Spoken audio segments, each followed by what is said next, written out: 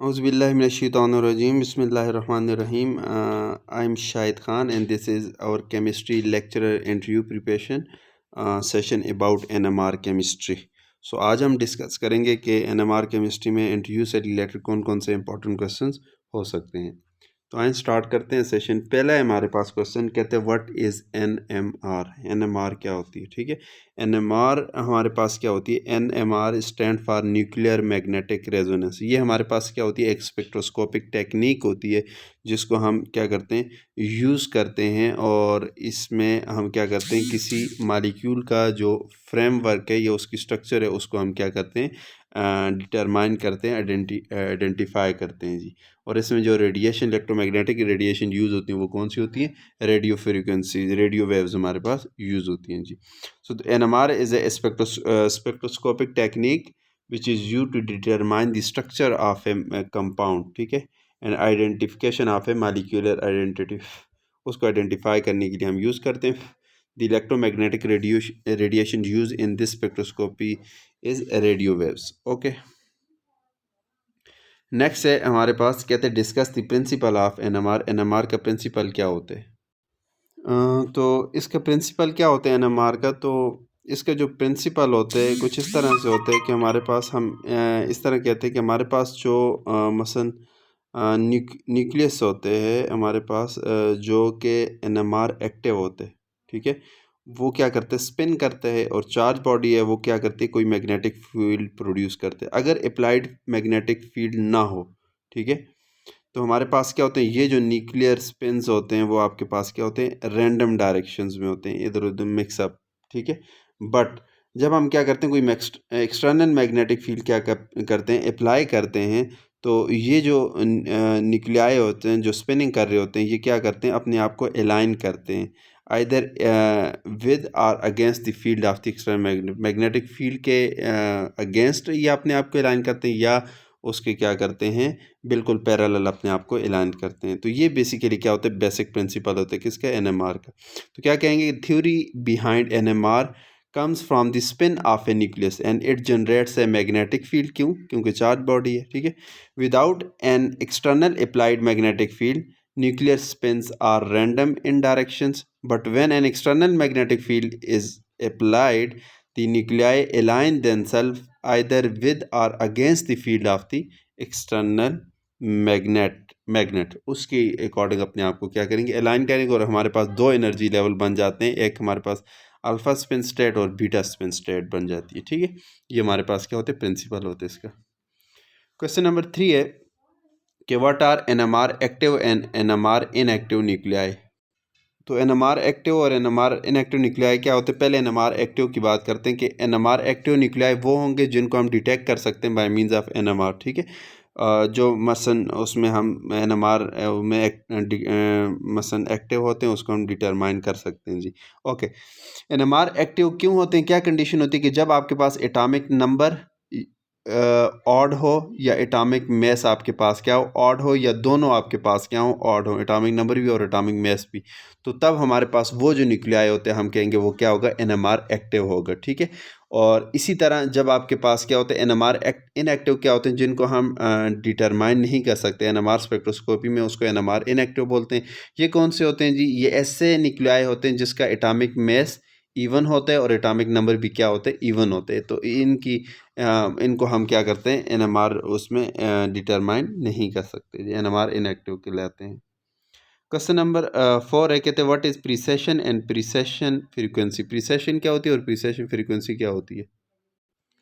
Precession क्या होती है कि हमारे पास कोई न्यूक्लियाई है, प्रोटॉन है, वो क्या कर रहा है, स्पिनिंग कर रहा है, ठीक है, अपने एक्सेस के। जब हम क्या करते हैं, मैग्नेटिक फील्ड अप्लाई करते हैं, तो वो क्या करते हैं, एक उसके इलॉन्ग, मैग्नेटिक फील्ड के इलॉन्ग एक क्या करते हैं, सर्कल ड्रा करते हैं, और वो सर्कल बड़ा सा हो जाता है, ठीक है। उसमें वो क्या करते हैं, रोटेट करना या स्पिनिंग करना स्टार्ट करते हैं। इसको हम क्या बोलते हैं, प्रीसेशन बोलते हैं। और प्रीसेशन फ्रीक्वेंसी क्या होती है, जो स्पीड या मोशन जो आपके पास सर्कल जो ड्रा हुआ है उसमें जिस स्पीड से वो प्रोटॉन क्या करे, स्पिनिंग या रोटेशन कर रहा है, उसको, उस स्पीड को हम क्या बोलेंगे, प्रीसेशन फ्रीक्वेंसी बोलेंगे। तो ये जो प्रीसेशन होती है इसकी, ये डिपेंड करती है किसके ऊपर। पहली बात है स्ट्रेंथ ऑफ मैग्नेटिक फील्ड, ठीक है। और गायरोमैग्नेटिक रेशियो, इसको आगे एक्सप्लेन करते हैं कि ये क्या होती है, इन दो चीज़ों पे डिपेंड करती है, ठीक है। और जो प्रिसिशन फ्रीक्वेंसी, अगर इसको शॉर्टकट हम वो करना चाहें, डिफाइन करना चाहें, हम कह सकते हैं frequency eight which the proton spin, कि वो फ्रीक्वेंसी जिसके ऊपर क्या करते हैं, प्रोटॉन स्पिन करते हैं, उसको हम क्या बोलते हैं, प्रिसिशन फ्रीक्वेंसी। और यहाँ पे एक टर्म और आ जाती है, मैं आपको वो भी एक्सप्लेन कर लूँ कि उसको हम नाम देते हैं रेजोनेंस ना। रेजोनेंस क्या होती है, जब ये जो प्रिसिशन फ्रीक्वेंसी है ये और रेडियो वेव्स की जो फ्रीक्वेंसी है ये आपके पास मैच कर जाती है, तो हमारे पास क्या होती है, एनर्जी जो है फिर उससे इधर आ जाती है, ठीक है। तो ये फिर लो एनर्जी स्टेट से हाई एनर्जी स्टेट में चला जाते हैं, इस टर्म को क्या बोलते हैं, रेजोनेंस भी बोलते हैं, मगर ये आगे एक्सप्लेन होगा जी। नेक्स्ट चलते हैं। उसके बाद है what is mean by term resonance in NMR. चलें आई है, अभी इसी की बात कर रहा था। रेजोनेंस क्या होती है कि मैंने जैसे आपको बताया कि जब आपके पास प्रोटॉन स्पिन कर रहा है, मैग्नेटिक फील्ड अप्लाई करेंगे, वो एक सर्कल ड्रा आउट करेगा जिसको प्रिसेशन बोलते हैं। उसमें जिस स्पीड से वो स्पिनिंग करेगा उसको हम क्या बोलते हैं, स्पीड, जिसके साथ क्या करते हैं या स्पीड या frequency eight which the proton spin, उसको हम क्या बोलते हैं, प्रिसेशन फ्रीक्वेंसी बोलते हैं। अब वो प्रिसेशन की फ्रीक्वेंसी और जो रेडियो वेव्स आ रही है उसकी फ्रीक्वेंसी जब आपके पास क्या होती है, मैच करती है, तो उस टाइम क्या होती है, एनर्जी जो है रेडियो वेव से ट्रांसफ़र होती है इसमें, प्रोटॉन में, और ये क्या करते हैं, अपनी जो फ्लिप कर जाते हैं। फ्लिप कर जाने का मतलब लो, उस एनर्जी को एब्जॉर्ब करके लो एनर्जी स्टेट से हाई एनर्जी स्टेट में चला जाता है, अल्फ़ा स्पिन से बीटा स्पिन में चला जाएगा। इस प्रोसेस को, इस टर्म को हम क्या नाम देते हैं, रेजोनेंस का नाम देते हैं जी, जब दोनों फ्रीक्वेंसी आपस में मैच करती हैं। ओके, नेक्स्ट है what is shielded and deshielded proton. तो शील्डेड और डी शील्डेड प्रोटॉन्स की बात होती है। शील्डेड प्रोटॉन्स क्या होते हैं, जिसमें इलेक्ट्रॉन डेंसिटी क्या होती है, ज़्यादा होती है, और ये जो इलेक्ट्रॉन डेंसिटी है ये क्या करते हैं, मैग्नेटिक फील्ड, क्योंकि चार्ज पार्टिकल है ये भी, तो ये भी आपके पास क्या करते हैं, मैग्नेटिक फील्ड प्रोड्यूस करते हैं, जो कि हमारे पास अप्लाइड मैग्नेटिक फील्ड के क्या होती है, अपोजिट होती है जी, एक बात, ठीक है। तो फिर हम क्या करते हैं, इस वजह से फिर क्या करते हैं, ये जो आपके पास प्रोटॉन होते हैं ये स्मॉलर इफेक्टिव में जो मैग्नेटिक फील्ड अप्लाई कर रहे हैं उतनी फील नहीं करते, बल उसके स्मॉलर क्या करते हैं, मैग्नेटिक फील्ड को क्या करते हैं, फील करते हैं। वजह क्या होती है, कुछ मैग्नेटिक फील्ड इलेक्ट्रॉन क्या करते हैं, अपोज कर लेते हैं, ठीक है। इसको हम शील्डेड प्रोटॉन बोलते हैं जी। तो इसको हम अगर शॉर्ट वे में हम करना चाहें, एक्सप्लेन करना चाहें, तो हम कैसे करेंगे, shielded proton due to the presence of electron density, as electrons density creates some magnetic moment which is opposite to the applied magnetic field, so it decrease the effective magnetic field for the proton. फिर इस वजह से क्या होगा, shielded proton जो होंगे उसमें nucleus जो होगा उसकी जो केमिकल शिफ्ट है वो आपके पास क्या होगी, डिक्रीज़ होगी। किसकी वजह से, due to addition of electron density, magnetic induction of और अदर इफेक्ट, ठीक है। जो मैग्नेटिक इंडक्शन वो करते हैं इलेक्ट्रॉन डेंसिटी की वजह से हमारे पास क्या होगी, इसकी केमिकल शिफ्ट जो है वो क्या होगी, डिक्रीज़ होगी। मसलन हम अगर इसको ड्रा करना चाहें ना, कुछ इस तरह हम कह सकते हैं, इस साइड पे जो प्रोटॉन होंगे उसको हम क्या बोलेंगे, शील्डेड बोलेंगे। यहाँ से स्टार्ट होती है ना, 0 1 2 3 4, तो यहाँ पे वो क्या होंगे, शील्डेड प्रोटॉन।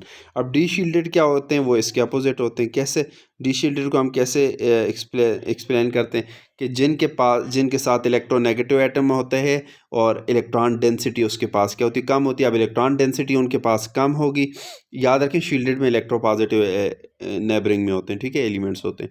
अब उनके पास इलेक्ट्रॉन डेंसिटी कम होती है, तो इसका मतलब है कि हमारे पास जो अपोजिंग मसलन वो है मैग्नेटिक फील्ड है वो कम प्रोड्यूस होगी, इलेक्ट्रॉन की तरफ से मैग्नेटिक फील्ड प्रोड्यूस ही नहीं होगी, क्योंकि वो हैं ही कम।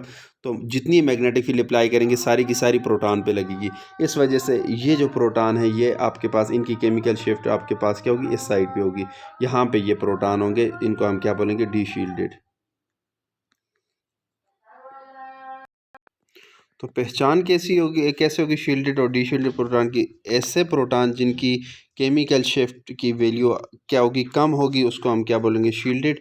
और जिनकी केमिकल शिफ्ट की वैल्यू क्या होगी, ज़्यादा होगी, तो उनको हम क्या बोलेंगे, डी शील्डेड प्रोटॉन। शील्डेड वो होंगे जिनके अगेंस्ट जिन इलेक्ट्रोपॉजिटिव एलिमेंट्स के साथ जुड़े होंगे, जिसके करीब इलेक्ट्रॉन डेंसिटी ज़्यादा होगी। और डी शील्डेड वो होंगे जो क्या, जिनके पास मसलन जो इलेक्ट्रोनेगेटिव एलिमेंट्स के साथ जुड़े होंगे और जिनके पास इलेक्ट्रॉन डेंसिटी प्रोटॉन की क्या होगी, कम होगी जी, ठीक है। नेक्स्ट चलते हैं क्वेश्चन नंबर 7। कि what is chemical shift, chemical shift क्या होती है। वो केमिकल शिफ्ट की वैल्यू क्या होती है, अगर इसको हम अंडरस्टैंड करें तो एनएमआर में जो हम स्टैंडर्ड लेते हैं उससे कोई प्रोटॉन कितने दूर है कितने करीब है उसको हम क्या बोलते हैं, उसकी केमिकल शिफ्ट की वैल्यू बोलते हैं। कैसे एक्सप्लेन करेंगे, हम कहेंगे the position of the NMR signal, position, the separation of the absorption position of a particular proton from the absorption position of some standard is called chemical shift। ठीक है, standard के according जो separation of absorption position of particular proton है वो कितना उसके करीब है कितना दूर है, उसको हम क्या बोलेंगे, केमिकल शिफ्ट बोलेंगे जी। स्टैंडर्ड आपको पता है एनएमआर में हम क्या लेते हैं, टेट्रामिथाइलसिलेन टीएमएस लेते हैं। नेक्स्ट है what is gyromagnetic ratio. Gyromagnetic ratio क्या होती है, इसको अगर हम सिंपल टर्म में इसको गैमा से हम रिप्रेजेंट करते हैं, सिंपल टर्म में हम कहें तो ये बेसिकली हमारे पास क्या होती है, रेशो होती है किसकी, मैग्नेटिक मूवमेंट की और उसके एंगुलर मोमेंटम की। ठीक है, तो गायरोमैग्नेटिक रेशो क्या होती है, is the ratio of the magnetic movement in a particle to its angular momentum. ठीक है, और ये बेसिकली इसकी क्या एप्लीकेशन या क्या इसकी सिग्निफिकेंस है, तो याद रखें कि जो सेंसिटिविटी है ऑफ ए न्यूक्लियस कि एनएमआर में वो डिपेंड करती है उसकी गायरोमैग्नेटिक रेशो के ऊपर। ठीक है, अगर गायरोमैग्नेटिक रेशो ज़्यादा है तो इट्स मीन आपके पास जो न्यूक्लियस है उसकी आपके पास सेंसिटिविटी एनएमआर में ज़्यादा है, और अगर गायरोमैग्नेटिक रेशो कम है तो उसमें जो न्यूक्लियस है उसकी सेंसिटिविटी भी क्या होगी, कम होगी। नेक्स्ट क्वेश्चन है, कहते हैं इंस्ट्रूमेंटेशन ऑफ एनएमआर। तो अगर एनएमआर की इंस्ट्रूमेंटेशन की बात करें तो हमारे पास इसमें मेजर 9 पार्ट्स होते हैं जी। ठीक है, 9 पार्ट्स कौन कौन से होते हैं, एक होते हैं सैंपल होल्डर, ये हमारे पास क्या होते हैं, एक ग्लास ट्यूब होती है। ठीक है, उसको सैंपल जिसमें सैंपल होते हैं। नेक्स्ट हमारे पास होता है मैग्नेटिक कॉइल्स होती है, मैग्नेटिक कॉइल्स क्या करती है, मैग्नेटिक फील्ड जनरेट करती हैं। ठीक है, जब उसमें से करंट क्या करते हैं, फ्लो करते हैं। उसके बाद होते हैं परमानेंट मैग्नेट, परमानेंट मैग्नेट क्या करते हैं, it helps in providing A homogeneous magnetic field. ठीक है, जो कि 60 से 100 मेगाहर्ट्ज प्रोवाइड करते हैं। उसके बाद स्वीप जनरेटर होते हैं, स्वीप जनरेटर क्या करते हैं, modifies the strength of the magnetic field which is already applied, उसको क्या करते हैं, उसकी स्ट्रेंथ को मॉडिफाई करते हैं। नेक्स्ट हमारे पास रेडियो फ्रीक्वेंसी ट्रांसमीटर होते हैं, ये क्या करते हैं, it produces a powerful but short pulse of the radio waves produce करते हैं। नेक्स्ट हमारे पास रेडियो फ्रीक्वेंसी होती है कि it helps in detecting receiver radio frequency. ठीक है, और नेक्स्ट हमारे पास आरएफ डिटेक्टर होता है कि it helps in determining unabsorbed radio frequency की कौन सी एब्जॉर्ब नहीं हुई उसको डिटेक्ट करेगा जी। उसके बाद रिकॉर्डर हमारे पास होते हैं, रिकॉर्डर क्या करते हैं, it record the NMR signal which are received by RF detector. ठीक है, उसको रिकॉर्ड करते हैं। और नेक्स्ट हमारे पास होते हैं read out system, read out system का मतलब है कि ये हमारे पास एक कंप्यूटर होगा जो डेटा को क्या करेगा, रिकॉर्ड करेगा जी। ये इंस्ट्रूमेंटेशन है। नेक्स्ट है, कहते हैं what is field sweep and frequency sweep. ठीक है, फील्ड स्वीप और फ्रीक्वेंसी स्वीप, स्वीप का आप माइंड में ये रखें कि ये चेंज होगा। ठीक है, वेरी करेगा। फील्ड स्वीप हमारे पास वो मोड होता है एनएमआर में जिसमें हम क्या करते हैं, रेडियो फ्रीक्वेंसी को क्या करते हैं, कांस्टेंट रखते हैं, और मैग्नेटिक फील्ड को हम क्या करते हैं, वेरी करते हैं। ठीक है, ये हमारे पास फील्ड स्वीप मोड होता है। और फ्रीक्वेंसी स्वीप क्या होता है कि इसमें मैग्नेटिक फील्ड को हम क्या करते हैं, कांस्टेंट रखते हैं, और फ्रीक्वेंसी को हम क्या करते हैं, वेरी करते हैं। ठीक है, ये वो वाला मोड होता है। तो हम क्या कहते हैं कि एक्सप्लेन कैसे करें कि फील्ड स्वीप मोड क्या होता है, कि this is the mode of NMR spectrometry in which the radio frequency is kept constant while the magnetic field is changing. ठीक है, और वेरिएबल या चेंजिंग।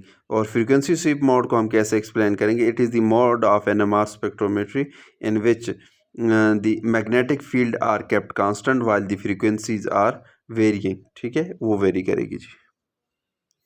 नेक्स्ट है हमारे पास what is spin flipping. Spin flipping क्या होती है, जैसे हमने पहली बात की थी कि जब हम मैग्नेटिक फील्ड अप्लाई नहीं होती तो न्यूक्लियाई जो होते हैं वो रैंडमली क्या होते हैं, अरेंज होते हैं। बट जब हम क्या करते हैं, मैग्नेटिक फील्ड अप्लाई करते हैं तो कुछ न्यूक्लियस जिनकी एनर्जी कम होती है वो अलॉन्ग दी मैग्नेटिक फील्ड अरे अपने आप को अलाइन करते हैं, और जिनकी एनर्जी ज़्यादा होती है वो क्या करते हैं, अगेंस्ट दी मैग्नेटिक फील्ड अपने आप को क्या करते हैं, अलाइन करते हैं। अब जब हमारे पास एनर्जी एब्जॉर्ब करके जो एक होते हैं लो स्पिन स्टेट, एक हाई स्पिन स्टेट, ठीक है। अल्फा स्पिन स्टेट और बीटा स्पिन। अल्फा लो स्पिन होते, लो एनर्जी वाले होते हैं, और बीटा क्या होते हैं, हाई एनर्जी होते हैं। तो जब हमारे पास क्या करते हैं ये प्रोटॉन लो स्पिन स्टेट से, अल्फा स्पिन स्टेट से एनर्जी रेडिएशन को, रेडियो फ्रीक्वेंसी को एब्जॉर्ब करके हाई स्पिन स्टेट जिसको बीटा स्पिन स्टेट बोलते हैं उसमें चलते जाते हैं, तो इसको इसको क्या बोलते हैं, स्पिन फ्लिपिंग बोलते हैं जी। इस प्रोसेस को क्या बोलते हैं, स्पिन फ्लिपिंग बोलते हैं जी, ठीक है। तो कैसे एक्सप्लेन करेंगे कि स्पिन फ्लिपिंग के change in orientation of the nuclear spin axis upon energy absorption, ठीक है, ठीक है, या एनर्जी रिलीज। एनर्जी एब्जॉर्ब करके वो एक्साइटेशन में जाएगा तो तब भी ओरिएंटेशन चेंज होगी, या एनर्जी रिलीज करके वो रिलैक्स होगा तब भी हमारे पास क्या होगी, एनर्जी चेंज होगी, एनर्जी रिलीज होगी। तो इसको हम क्या बोलते हैं, स्पिन फ्लिपिंग बोलते हैं जी। नेक्स्ट हमारे पास क्या है, क्वेश्चन नंबर 10 है, what is n plus L rule. तो n प्लस एल जो है ये हमारे पास क्या होता है, NMR में एक रूल होता है जो कि प्रिडिक्ट करते हैं कि इसको मल्टीप्लिसिटी को, मसलन ये हमें बताएगा सिग्नल आपके पास सिंगलेट होगा, डबलेट होगा, ट्रिपलेट होगा, क्विंटेट होगा, क्या होगा, ठीक है, ये हमें इस बारे में बताएगा। मसलन n प्लस एल रूल हमारे पास अगर ये CH3 है, ठीक है, ये कार्बन है, ये क्लोरीन है, और ये आपके पास क्या है, H2 है। अब इनकी स्पिनिंग क्या होगी, तो हम n plus L rule, n+1 rule apply करेंगे, ठीक है। तो n+1 रूल अप्लाई कैसे करेंगे कि इसमें n ये नंबर ऑफ प्रोटॉन हो गए 3, ठीक है। अब इनकी हम मल्टीप्लिसिटी मेजर कर रहे हैं ना, 3 और +1 करेंगे, क्या हो गया, 4 हो गया। को ये आपके पास क्या होगा, मसलन 4, उसमें वो क्या होगा, इसको क्या बोलते हैं, टेट्राहेड्रल तो नहीं बोलते, singlet, doublet, triplet, quartet. Quartet हमारे पास क्या होगा, सिग्नल इसका आएगा।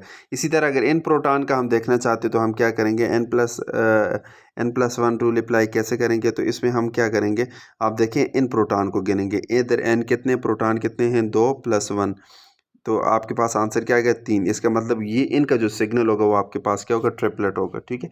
ट्रिपलेट इनका क्या आएगा, सिग्नल आएगा। इसको n+1 रूल बोलते हैं जी।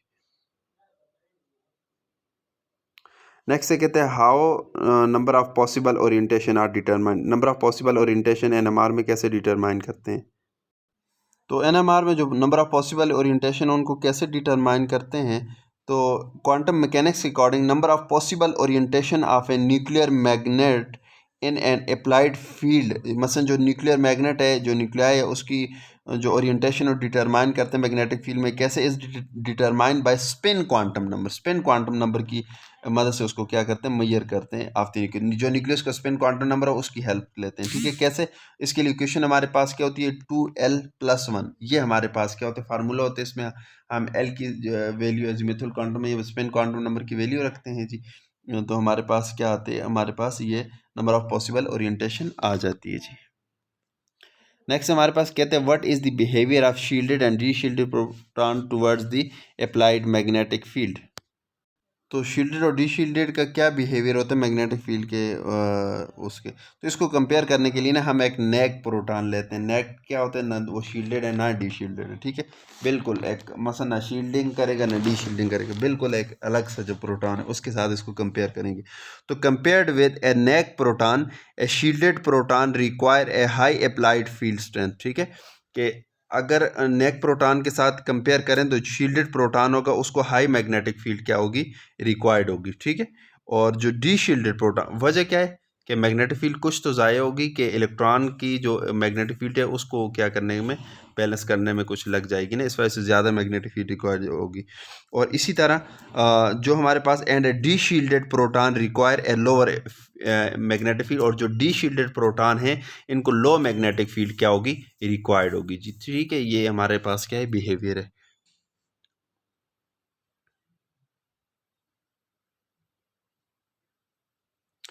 15 है, कहते हैं what are equivalent proton. Equivalent proton कौन से होते हैं, तो इक्विवेलेंट जैसे नाम इंडिकेट कर रहा है कि ये इक्वल होंगे। इक्वल का मतलब कि ये हमारे पास क्या होंगे, सेम अप्लाइड फील्ड स्ट्रेंथ में क्या होंगे, एब्जॉर्ब होंगे जी, ठीक है। इनका इन्वायरमेंट सेम होगा कि in a given molecule proton with the same environment absorb at the same applied field strength, ठीक है।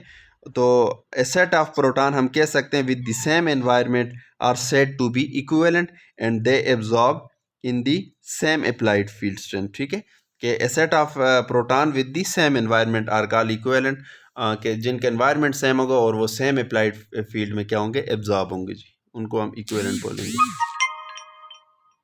नेक्स्ट हमारे पास है what does the number of signal in NMR tell us. Number of signal हमें क्या बताते हैं, तो नंबर ऑफ सिग्नल एनएमआर में क्या बताते हैं, सेट ऑफ इक्विवेलेंट प्रोटॉन बताते हैं। क्या कैसे कहेंगे, number of signal in an NMR spectrum tell us different set of equivalent proton. ठीक है, डिफरेंट जो टाइप्स ऑफ प्रोटॉन है वो बताते हैं कि कितनी टाइप्स के, मसलन एक सिग्नल एक टाइप के प्रोटॉन को बताएगा, दूसरे टाइप के प्रोटॉन को बताएगा, ये इस तरह के number of signal in an NMR spectrum tell us different sets of equivalent proton, और उसकी हाइट जो उसकी अबंडेंस बताएगी। What does the position of signal tell us. Position of signal हमें क्या बताती है, तो पोजीशन ऑफ सिग्नल हमें क्या बताती है, ये बताती है कि प्रोटॉन कौन सा है। ठीक है, मसलन वो शील्डेड है, डी शील्डेड है। इसी तरह उसकी जो पोजीशन है उससे हम ये भी पता लगा सकते हैं कि ये कौन सा प्रोटॉन है, ये एलिफेटिक है, एरोमेटिक है, प्राइमरी है, सेकेंडरी, टर्शियरी, बेंजाइलिक, विनाइलिक, सारा पता लगा सकते हैं। तो the position of the NMR signal help to tell us what kind of protons they are. Aromatic है, एलिफेटिक है, प्राइमरी है, सेकेंडरी, टर्शियरी, बेंजाइलिक, विनाइलिक या हेलोजन के साथ जुड़ा हुआ, ये सारी इंफॉर्मेशन हमें देता है। ठीक है जी, तो इसकी जो केमिकल शिफ्ट है उससे भी हम इसका अंदाज़ा लगा सकते हैं कि प्रोटॉन हमारे पास कौन सा है जी। क्वेश्चन नंबर 18 है, कहते हैं why TMS is use as standard compound. TMS क्या होता है, टेट्रा मिथाइल सिलेन। ठीक है, SiCH3 ये हमारे पास फार्मूला होता है ना, SiCH3। इसको हम NMR में सिग्नल के तौर पे स्टैंडर्ड के तौर पे लेते हैं। कहते हैं कि ऐसा क्यों। ठीक है, तो tetramethylsilane is use as standard और reference compound for several reason. पहली बात, ये इनर्ट होते हैं जी, सबसे इंपॉर्टेंट बात, इनर्ट होते हैं, उनको छेड़ता नहीं है। ठीक है, उनके साथ रिएक्शन नहीं करता। दूसरी बात, इसमें जो 12 हाइड्रोजन एटम है, ठीक है, एक मिथाइल में 3 तो 4 में कितने होंगे, 12 हो जाएंगे। ये आपके पास क्या है, इक्विवेलेंट है। ठीक है, और इस वजह से ये क्या करेंगे, एक इंटेंस, चूंकि 12 प्रोटॉन है ना एक जैसे, तो ये एक ही सिग्नल देंगे और बड़ा इंटेंस किस्म का सिग्नल होगा। ठीक है, अगर इसकी बड़ी लो कंसंट्रेशन भी है ना, तो नंबर ऑफ प्रोटॉन ज़्यादा है, तो हमारे पास इसका बड़ा एक अच्छा सा सिग्नल नज़र आएगा। तीसरा इसकी वजह है कि ये हमारे पास क्या है, ऑर्गेनिक लिक्विड के साथ ये क्या होते हैं, मिसिबल होते हैं। ठीक है, उसके बाद चौथा हमारे पास वजह यह है कि सिलिकॉन जो है वो क्या है, लेस इलेक्ट्रोनेगेटिव, किसके मुकाबले में, कार्बन के मुकाबले में। इस वजह से जो TMS के प्रोटॉन हैं वो आपके पास क्या होंगी, are in region of high electron density. क्यों, क्योंकि इसकी इलेक्ट्रोनेगेटिविटी कम है, तो इलेक्ट्रॉन डेंसिटी उनके पास क्या होगी, ज़्यादा होगी। तो मैंने बताया था जो प्रोटॉन इलेक्ट्रोपॉजिटिव एलिमेंट्स के साथ जुड़े हों या ऐसे एलिमेंट के साथ जिसकी इलेक्ट्रोनेगेटिविटी कम हो, तो वो आपके पास क्या होते हैं, ज़्यादा शील्डेड होते हैं। सो इस वजह से ये क्या होते हैं, हाईली शील्डेड होते हैं, और सिग्नल जो होता है ये क्या होता है, ज़ीरो के पास पास हमारे पास क्या होता है, TMS का सिग्नल आता है। ओके, और एक और बात जो इसका रीज़न है कि ये हमारे पास क्या होते हैं, वोलेटाइल होते हैं। इसका बॉइलिंग पॉइंट तकरीबन 27 के आसपास होते हैं। तो जब हमें स्पेक्ट्रम मिल जाता है तो TMS को हम क्या करते हैं, इजीली एवापोरेट करा सकते हैं जी। ये हमारे पास चंद एक रीज़न होते हैं कि TMS को हम क्यों यूज़ करते हैं। नेक्स्ट क्वेश्चन है कि what solvent are use in NMR spectroscopy. जब सॉल्वेंट की बात होती है इसका मतलब वो लिक्विड स्टेट में इसके क्या करेंगे, एनालिसिस करेंगे। तो कॉमनली कौन कौन से सॉल्वेंट यूज़ करते हैं, एक है कार्बन टेट्राक्लोराइड और कार्बन डाइसल्फाइड। जब इसको यूज़ करेंगे तो सॉल्वेंट की कोई भी पीक नहीं आएगी। अगर ये नहीं है तो हम क्या करेंगे, ड्यूटेरेटेड क्लोरोफॉर्म। ड्यूटेरेटेड का मतलब है हाइड्रोजन की जगह ड्यूट्रियम जो इसके साथ लगाओ। ठीक है, इसी तरह बेंजीन, एसीटोन और वाटर, इसमें भी सॉल्वेंट की कोई भी पीक नहीं आती क्योंकि ड्यूट्रियम यूज़ होते हैं। अगर प्रोटॉन होता तो ये सारे ड्यूटेरेटेड हैं, मतलब सब में प्रोटॉन को रिप्लेस कर लेते ड्यूट्रियम, फिर यूज़ करते। इसके अलावा अगर आप सिर्फ बेंजीन, साइक्लोहेक्सेन, एसीटोन, क्लोरोफॉर्म या वाटर वगैरह भी यूज़ कर सकते हैं, मगर इसमें क्या आएगी, सॉल्वेंट पीक आएगी। उसको आपने आइडेंटिफाई करना होगा कि this is solvent peak. Okay, next हमारे पास क्वेश्चन है, क्वेश्चन नंबर 19 कि व्हाट इज़ डायामैग्नेटिक इफेक्ट। तो डायमैग्नेटिक इफेक्ट क्या होता है कि हमारे पास जो सर्कुलेटिंग इलेक्ट्रॉन्स होते हैं मतलब एरोमेटिक वगैरह में, तो ये क्या कहते हैं, ये प्रोटॉन को क्या कहते हैं, शील्ड कर देते हैं। ठीक है, इसको हम डायमैग्नेटिक इफेक्ट कैसे कहेंगे कि the effect of circulating electrons to shield a proton is called diamagnetic effect. ठीक है, effect of circulating electron to shield a proton, इसको हम डायमैग्नेटिक इफेक्ट बोलते हैं। नेक्स्ट है हमारे पास, कहते हैं what is paramagnetic effect. Paramagnetic effect क्या होता है, the effect of circulating electron to deshield a proton is known as paramagnetic. दोनों में डिफरेंस रखना है। अगर सर्कुलेटिंग इलेक्ट्रॉन प्रोटॉन को शील्ड कर रहे हैं तो वो डायमैग्नेटिक इफेक्ट होगा, मगर अगर जो सर्कुलेटिंग इलेक्ट्रॉन है वो प्रोटॉन को डी शील्ड कर रहे हैं तो उस इफेक्ट को हम क्या बोलेंगे, पैरामैग्नेटिक इफेक्ट बोलेंगे जी। नेक्स्ट है what is ring current, how does it produce. Ring current क्या होता है और ये कैसे प्रोड्यूस होता है। नेक्स्ट क्वेश्चन है what is ring current. Ring current क्या होता है, हाउ डज इट प्रोड्यूस। तो रिंग करंट क्या होता है कि अगर आपके पास जो बेंजीन का मालिक्यूल है या कोई और ऑर्गेनिक कंपाउंड है, उसमें जो सर्कुलर मोशन होती है पाई इलेक्ट्रॉन की, वो क्या करते हैं, एक इलेक्ट्रिक करंट प्रोड्यूस करते हैं, जिसको हम क्या, चूंकि ये रिंग में होते हैं तो इसको रिंग करंट बोलते हैं। ठीक है, अब रिंग करंट क्या करते हैं, ये induce a circular magnetic field around the edge of benzene ring such that, कहते हैं in the plane of the ring it oppose the applied field inside the ring and reinforce it outside the ring. ठीक है, कि ring current हमारे पास basically क्या होता है कि जो सर्कुलर मोशन ऑफ इलेक्ट्रॉन है एरोमेटिक कंपाउंड में या बेंजीन में, वो क्या करते हैं, एक करंट प्रोड्यूस करते हैं जिसको हम क्या करते हैं, रिंग करंट बोलते हैं। अब इसका काम क्या होता है कि ये हमारे पास चूंकि सर्कुलर मैग्नेटिक फील्ड बनाता है, ठीक है, और हमारे पास क्या करते हैं, जो अप्लाइड मैग्नेटिक फील्ड होती है उसको क्या करते हैं, अपोज करते हैं। ठीक है, और and reinforce outside the ring. Okay, oppose करते किस में, in the plane of the ring, oppose the magnetic field inside the ring and reinforce the it outside the ring से बाहर उसको reinforce करते हैं और अंदर उसको क्या करते हैं, अपोज करते हैं। इसको हम क्या बोलते हैं, रिंग करंट इफेक्ट बोलते हैं जी। नेक्स्ट हमारे पास क्या है, नेक्स्ट क्वेश्चन है, कहते हैं what is spin spin coupling and what is its significance. Spin spin coupling क्या होती है और इसका सिग्निफिकेंस क्या होता है। ठीक है, तो स्पिन स्पिन कपलिंग क्या होती है जी, कि हमारे पास जो प्रोटॉन का सिग्नल है ड्यू टू नेबरिंग प्रोटॉन, वो क्या करते हैं, स्प्लिटिंग शो करते हैं। ठीक है, तो उनके आपस में इंट्रैक्शन होते हैं जिसको हम स्पिन स्पिन कपलिंग बोलते हैं। इससे फिर क्या होती है, वो स्प्लिट हो जाते हैं उसका सिग्नल जो है। ठीक है, तो हमें पता चल जाता है इससे कि हमारे पास नेबरिंग में कितने प्रोटॉन हैं, ये वो। ओके, अब इसकी सिग्निफिकेंस क्या है कि ये हमें वैल्यूएबल, इससे एक प्रॉब्लम ये होता है कि हमारे पास जो स्पेक्ट्रम वो कॉम्प्लिकेटेड हो जाते हैं, मगर ये इससे हमें कुछ वैल्यूएबल इंफॉर्मेशन भी मिलती है। किसकी, about the number and type of proton on carbon atom adjacent to one. ठीक है, bearing the proton under observation, कि जो प्रोटॉन हमारी ऑब्जर्वेशन है उससे जो एडजेसेंट कार्बन एटम है उसके ऊपर कितने प्रोटॉन हैं और किस टाइप के प्रोटॉन है, ये हमें इंफॉर्मेशन मिल जाती है। नेक्स्ट है what is coupling constant and what is its significance. तो कपलिंग कांस्टेंट जिसको जे से शो करते हैं, ये होता क्या है। तो कपलिंग कांस्टेंट क्या होते हैं, हम कहते हैं the distance between peak and a multiplet. कोई मल्टीप्लेट है, उसमें जो पीक के दरमियान डिस्टेंस होते हैं उसको हम क्या बोलते हैं, कपलिंग कांस्टेंट बोलते हैं। और इसको डिनोट करते हैं किससे, जे से। इसकी वैल्यू जो है वो इंडिपेंडेंट होती है मैग्नेटिक फील्ड के, और ये हमारे पास बेसिकली क्या होते हैं, measure of the effectiveness of spin spin coupling. Spin spin coupling की इफेक्टिवनेस की बेसिकली क्या होती है, मेजरमेंट होती है। उसके बाद application of spectroscopy, NMR spectroscopy. NMR spectroscopy की बहुत ज़्यादा एप्लीकेशंस है जी।